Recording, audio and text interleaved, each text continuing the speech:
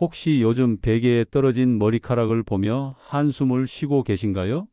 샤워 후 배수구에 모인 머리카락 때문에 마음이 무거우신가요? 많은 분들이 나이가 들면서 자연스럽게 머리카락이 빠지는 것이라고 체념하고 계실 텐데요. 하지만 정말 그럴까요? 사실 똑같은 나이인데도 어떤 분은 풍성한 머리카락을 유지하고 계시고 어떤 분은 심각한 탈모로 고민하고 계시잖아요. 이 차이는 과연 어디서 오는 걸까요? 오늘은 여러분이 지금까지 당연하다고 여겨왔던 탈모에 대한 생각을 완전히 뒤바꿀 이야기를 들려드리려고 합니다. 어쩌면 여러분이 매일 하고 계시는 작은 습관 하나가 머리카락의 운명을 좌우하고 있을지도 모르거든요. 잠깐 여러분, 그거 아시죠? 여러분의 구독, 좋아요, 알림 설정은 저에게 가장 큰 선물입니다. 안녕하세요, 청취자 여러분. 저는 지난 30년 동안 국내 대학병원 피부과에서 탈모와 두피 질환을 전문으로 치료해온 김정수입니다. 오늘 여러분께 전해드릴 이야기는 제가 그동안 만났던 수많은 환자분들을 통해 깨달은 소중한 진실입니다. 얼마 전 72세 되신 박순래 할머니께서 제 진료실을 찾아오셨습니다.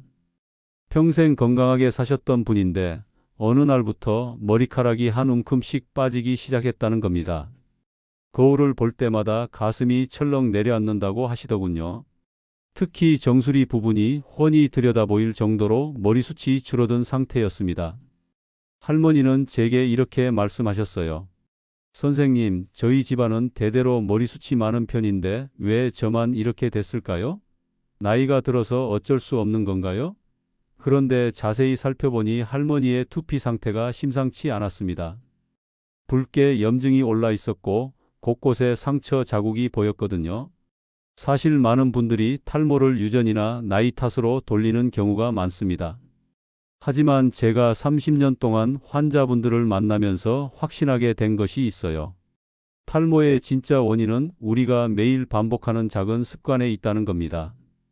박순래 할머니의 경우도 마찬가지였어요. 자세히 물어보니 평생 뜨거운 물로 머리를 감으셨더군요. 그것도 손톱으로 박박 긁으면서 말이죠. 때를 벗겨내듯 깨끗하게 감아야 한다고 생각하셨던 거예요. 또 샴푸를 머리에 직접 짜서 바르는 습관도 가지고 계셨고요. 이런 잘못된 습관들이 수십 년 동안 쌓이면서 두피에 손상을 입힌 겁니다. 뜨거운 물은 두피의 자연 보호막을 파괴하고 손톱으로 긁는 행동은 미세한 상처를 만들어 세균이 침투할 수 있는 통로를 열어놓거든요. 샴푸의 화학 성분이 직접 두피에 닿으면 염증을 일으키기도 하고요. 하지만 여기서 중요한 건 이런 문제들이 모두 우리 손으로 고칠 수 있다는 점입니다. 박순래 할머니께 올바른 머리 감는 법을 알려드렸더니 놀라운 변화가 일어났어요. 석 달 후 다시 오셨는데 두피 염증이 가라앉았을 뿐만 아니라 새로운 솜털들이 자라나기 시작한 거예요. 할머니는 그때 제게 이런 말씀을 하셨습니다.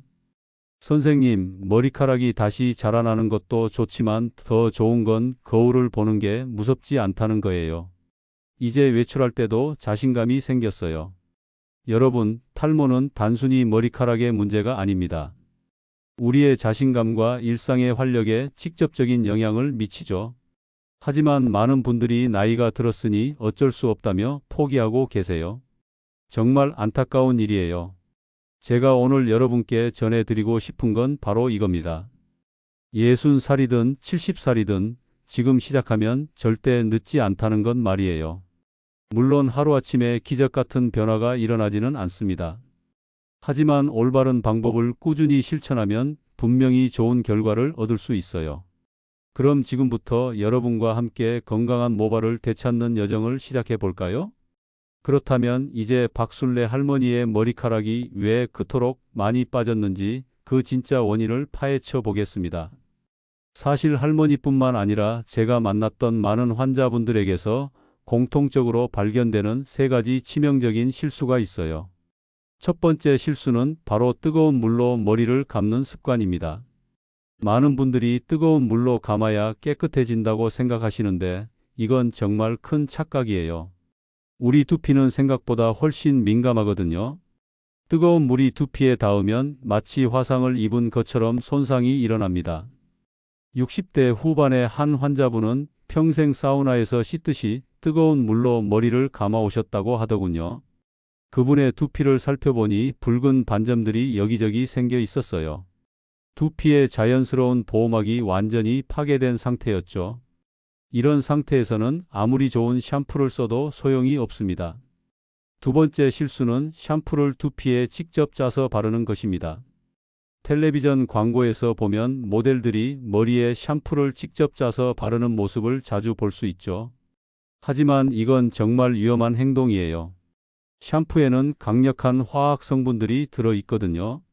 이런 성분들이 직접 두피에 닿으면 염증을 일으킬 수밖에 없어요.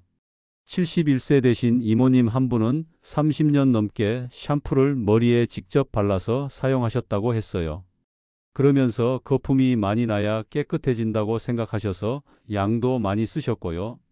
결국 두피 곳곳에 염증이 생기고 가려움증까지 생겨서 제게 오시게 된 거였어요. 세 번째이자 가장 심각한 실수는 손톱으로 두피를 긁는 것입니다.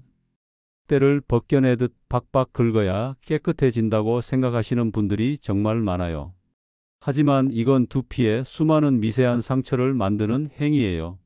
이 작은 상처들을 통해 세균이 침투하고 염증이 생기고 결국 모근이 약해져서 머리카락이 빠지게 되는 겁니다. 특히 나이가 드시면서 두피가 예전보다 건조해지는데 이때 손톱으로 긁으면 더욱 심각한 손상이 일어나요. 70세 넘으신 한 할아버지는 목욕할 때마다 손톱으로 두피를 긁는 게 습관이 되어 있으셨어요. 그런데 어느 날부터 머리카락이 송이송이 빠지기 시작했다고 하시더군요. 이런 세 가지 잘못된 습관들이 몇 년, 몇십 년 동안 쌓이면서 두피에 돌이킬 수 없는 손상을 입히게 됩니다. 많은 환자분들을 관찰해 본 결과 잘못된 습관을 가진 분들이 그렇지 않은 분들보다 훨씬 더 많은 머리카락을 잃는다는 걸 확인했어요. 그런데 여기서 더 안타까운 건 이런 사실을 모르는 채로 나이가 들어서 어쩔 수 없다 혹은 우리 집안은 원래 대머리 집안이다라고 생각하며 포기하고 계신다는 거예요. 하지만 제가 만난 환자분들 중에는 80세가 넘어서도 풍성한 머리카락을 유지하고 계신 분들이 많아요. 이분들의 공통점은 바로 올바른 머리 관리 습관을 가지고 계셨다는 점입니다. 반대로 아직 50대, 60대인데도 심각한 탈모로 고생하시는 분들은 대부분 이런 잘못된 습관들을 오랫동안 반복해 오셨더라고요. 이걸 보면서 저는 탈모가 단순히 나이나 유전의 문제가 아니라는 걸 더욱 확신하게 되었습니다. 여기서 중요한 건 이런 습관들이 하루아침에 문제를 일으키는 게 아니라는 점이에요. 마치 물방울이 바위를 뚫듯이 작은 손상들이 매일매일 쌓여가면서 결국 큰 문제로 이어지는 거죠. 그래서 많은 분들이 갑자기 머리카락이 빠지기 시작했다고 말씀하시지만 사실은 오랜 시간에 걸쳐 서서히 진행된 결과인 경우가 대부분입니다. 하지만 절망하실 필요는 없어요. 잘못된 습관이 문제의 원인이라면 올바른 습관으로 바꾸면 충분히 해결할 수 있거든요. 실제로 제가 만난 많은 환자분들이 습관을 바꾼 후 놀라운 변화를 경험하셨어요. 지금부터 그 구체적인 해결책들을 하나씩 알려드리겠습니다. 그렇다면 이제 구체적인 해결책들을 하나씩 자세히 알려드리겠습니다. 첫 번째로 소개할 방법은 녹차를 활용한 두피 관리법입니다. 많은 분들이 녹차가 탈모에 도움이 된다고 하면 의아해 하시는데 사실 녹차에는 우리가 생각하는 것보다 훨씬 강력한 성분이 들어 있어요. 녹차 안에 있는 특별한 항산화 성분이 두피의 미세혈관을 확장시켜서 영양 공급을 늘려주고 세포를 활성화시켜 머리카락이 자라나는 데 필요한 연료를 제공한다고 알려져 있거든요. 또한 탈모를 촉진하는 물질을 차단하는 효과도 있다고 해요. 구체적인 사용법을 알려드릴까? 먼저 녹차를 평소보다 훨씬 진하게 우려주세요. 찻잎을 넉넉히 넣고 뜨거운 물을 부어서 10분 정도 우린 다음 완전히 식을 때까지 기다려주세요. 절대 뜨거운 상태로 사용하면 안 됩니다. 차가워진 녹차를 작은 분무기에 담아서 냉장고에 보관해 두시면 돼요. 사용할 때는 머리를 감기 20분 전에 두피 전체에 골고루 분무해 주세요. 정수리부터 시작해서 옆머리, 뒷머리까지 빠짐없이 뿌려주시고 손가락 끝으로 부드럽게 마사지해주면 됩니다. 이때 절대 손톱을 사용하지 마시고 지문 부분으로만 살살 눌러주세요. 하루에 한 번이면 충분하고 만약 두피에 상처가 있으시다면 사용을 피해주세요. 다만 한 가지 말씀드리고 싶은 건 녹차의 항산화 성분이 탈모에 도움이 된다는 연구 결과들이 있기는 하지만 대부분 동물 실험이나 소규모 연구에서 나온 결과라는 점입니다. 사람을 대상으로 한 대규모 임상 연구는 아직 부족한 상태예요. 그래서 보조적인 방법으로 활용하시되 만약 효과가 미약하다면 전문적인 치료와 함께 병행하시는 것이 좋겠어요. 두 번째 방법은 천연 오일을 활용한 모발 보호법입니다. 몇 년 전 동남아시아를 여행했을 때 정말 인상 깊은 광경을 목격했어요. 80세가 넘은 할머니 한 분이 윤기가 자르르 흐르는 검은 머리카락을 가지고 계셨거든요. 비결을 물어보니 평생 참기름을 머리에 발라왔다고 하시더라고요. 사실 천연 오일은 머리카락을 외부 자극으로부터 보호하는 천연 보호막 역할을 해줘요. 샴푸나 린스의 화학 성분으로부터 모발을 지켜주고 수분이 빠져나가는 것도 막아주거든요. 또한 오일 자체에 들어있는 비타민이나 다른 영양 성분들이 모발에 도움을 줄 수도 있어요. 들기름이나 아르간 오일을 추천드리는데 사용법은 이렇습니다. 손바닥에 동전만한 크기로 오일을 덜어주세요. 너무 많이 사용하면 끈적하고 씻어내기 어려우니까 적당량만 사용하시는 게 중요해요. 그 다음 모발 중간부터 끝부분까지만 골고루 발라주시면 됩니다. 절대 두피에는 바르지 마세요. 두피에 바르면 모공을 막을 수도 있고 기름기 때문에 트러블이 생길 수도 있거든요. 오일을 바른 후에는 15분에서 20분 정도 그대로 두었다가 평소처럼 샴푸해 주세요. 처음에는 기름기 때문에 한 번으로 깨끗하게 안 씻어질 수도 있으니까 필요하면 2번 정도 샴푸하셔도 괜찮아요. 이 방법을 꾸준히 사용하시면 머리카락이 한결 부드럽고 윤기가 생기는 걸 느끼실 수 있을 거예요. 다만 실제 연구 결과를 보면 코코넛 오일이 모발 단백질 손실을 줄이는 효과가 가장 잘 입증되어 있어요. 아르간 오일은 윤기나 보습에는 도움을 줄 수 있지만 들기름의 탈모 관련 효과는 아직 확실한 근거가 부족한 상태입니다. 그래도 천연 성분이니까 큰 부작용은 없을 것으로 보여요. 세 번째이자 가장 중요한 방법은 올바른 머리 감는 방법입니다. 많은 분들이 머리 감는 것쯤이야 하고 대수롭지 않게 생각하시는데 사실 이게 가장 핵심이에요. 먼저 물 온도부터 시작해 보겠습니다. 미지근한 물을 사용하세요. 손등에 대어 봤을 때 따뜻하다고 느껴지는 정도가 적당해요. 너무 뜨거우면 두피에 자극을 주고 너무 차가우면 혈액순환에 좋지 않거든요. 첫 번째 단계는 물로만 충분히 헹구는 거예요. 샴푸를 바로 사용하지 마시고 미지근한 물로 2분에서 3분 정도 머리카락과 두피를 충분히 적셔주세요. 이것만으로도 머리카락과 두피의 먼지, 기름기, 각종 오염물질 대부분이 씻겨 나갑니다. 두 번째 단계는 샴푸를 올바르게 사용하는 거예요. 절대 머리에 직접 짜서 바르지 마시고 반드시 손바닥에서 거품을 충분히 낸 다음 사용하세요. 샴푸 원액이 직접 두피에 닿으면 자극이 될 수 있거든요. 세 번째 단계는 올바른 마사지 방법입니다. 절대 손톱을 사용하면 안 돼요. 손가락 끝에 지문 부분으로 두피를 부드럽게 마사지해 주세요. 마치 피아노를 치듯이 리듬감 있게 눌러주시면 됩니다. 네 번째 단계는 머리카락 자체는 거품으로만 스치듯이 씻어주는 거예요. 머리카락을 비비거나 문지르지 마시고 거품이 스며들도록 살살 쓰다듬어 주시면 충분해요. 다섯 번째 단계는 헹구기인데 이게 정말 중요해요. 샴푸할 때보다 최소 3배는 더 오래 헹궈 주세요. 많은 분들이 헹구는 걸 대충 하시는데 샴푸나 린스 성분이 두피에 남아 있으면 염증의 원인이 되거든요. 여섯 번째 단계는 린스나 트리트먼트 사용법입니다. 이것도 절대 두피에 바르면 안 되고 모발 중간부터 끝까지만 발라주세요. 두피에 바르면 모공을 막아서 트러블이 생길 수 있어요. 일곱 번째 단계도 헹구기인데 린스를 사용했다면 역시 충분히 헹궈 주셔야 해요. 마지막 8번째 단계는 마무리 헹구기입니다. 마지막에는 미온수로 한 번 더 헹궈 주시면 돼요. 흔히 찬물로 헹구면 모공이 수축된다고 하는데 사실 모공은 열리고 닫히는 게 아니에요. 오히려 갑작스러운 온도 변화가 두피에 자극을 줄 수 있으니까 미지근한 물로 마무리하시는 게 가장 안전해요. 네 번째 방법은 생활 속 숨은 원인을 찾아내는 거예요. 많은 분들이 놓치는 부분인데 바로 우리가 매일 사용하는 그릇이나 젓가락 같은 식기류입니다. 탈모로 고생하시는 환자분들의 생활 습관을 자세히 살펴보다 보니 공통점이 하나 있더라고요. 스테인리스 그릇이나 플라스틱 용기를 많이 사용하신다는 점이었어요. 뜨거운 국물을 스테인리스 그릇에 담아서 드시거나 플라스틱 용기에 뜨거운 음식을 담아서 전자레인지에 돌리는 일이 많으셨거든요. 뜨거운 음식이 금속이나 플라스틱과 만나면 미세하게 금속 이온이나 환경 호르몬이 배출될 가능성이 있어요. 이런 성분들이 장기적으로 우리 몸에 축적되면서 전반적인 건강에 영향을 미칠 수 있다는 우려가 있거든요.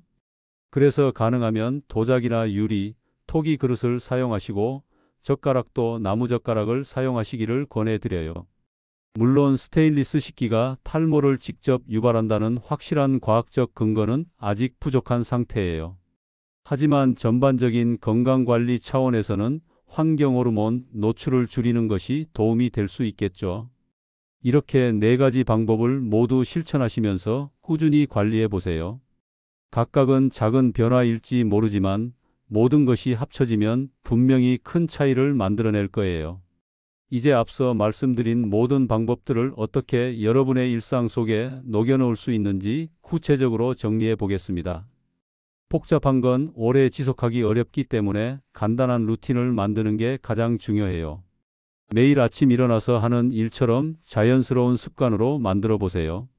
머리를 감기 20분 전에 미리 우려둔 녹차를 두피에 분무해 주시고 그 시간 동안 다른 집안일을 하시면 됩니다.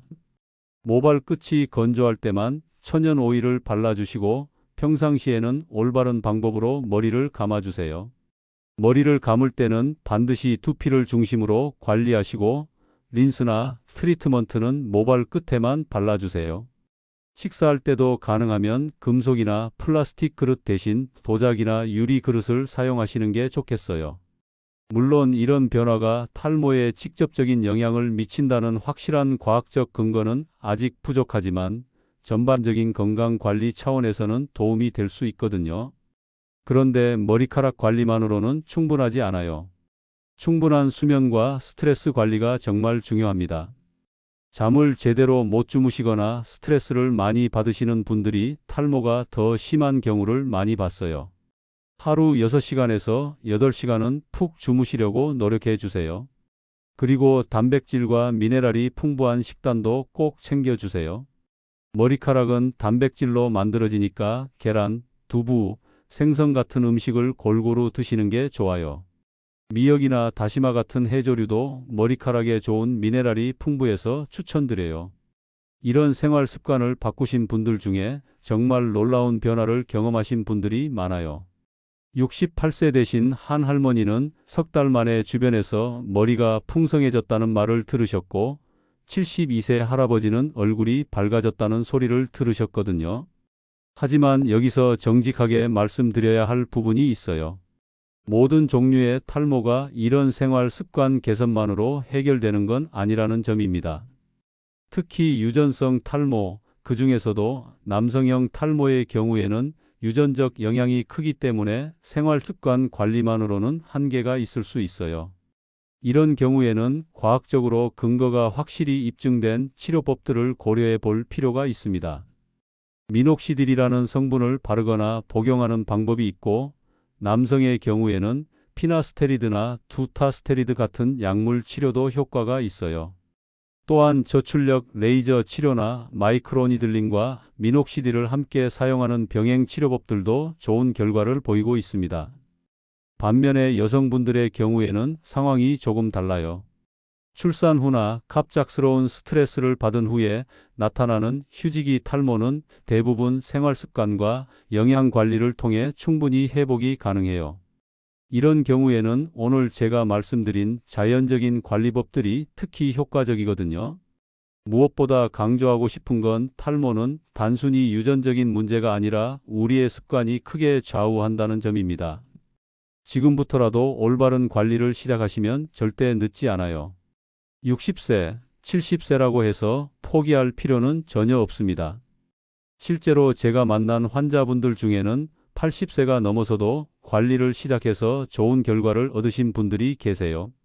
물론 하루아침에 극적인 변화가 일어나지는 않지만 꾸준히 실천하시면 분명히 개선을 느끼실 수 있을 거예요. 작은 실천 하나하나가 모발뿐만 아니라 여러분의 자신감과 삶의 태도까지 바꿀 수 있어요. 거울을 볼 때마다 걱정하지 않고 외출할 때 당당하게 나설 수 있다면 그것만으로도 삶의 질이 크게 달라지거든요. 마지막으로 꼭 말씀드리고 싶은 건 오늘 제가 전해드린 내용은 건강정보일 뿐 개인의 의료 진료를 대신할 수는 없다는 점입니다. 사람마다 체질과 상태가 다르기 때문에 효과도 다를 수 있어요. 만약 두피에 손상이 있거나 피부 질환이 있으시다면 반드시 전문의와 상담을 받으신 후에 시작하시기 바랍니다. 머리카락 관리는 마라톤과 같다고 생각하세요. 급하게 서두르기보다는 꾸준히 지속하는 게 중요해요. 오늘부터 하나씩 실천해 보시고 몇 달 후 거울 속 달라진 자신의 모습을 확인하실 수 있기를 진심으로 바랍니다. 건강하고 자신감 넘치는 여러분의 노후를 응원하겠습니다. 오늘의 이야기는 여기까지입니다. 마음에 드셨다면 구독과 좋아요 잊지 말고 한 번씩 눌러주세요. 소중한 시간 함께해 주셔서 진심으로 감사드리고 앞으로도 더 깊은 이야기로 여러분을 찾아뵐게요.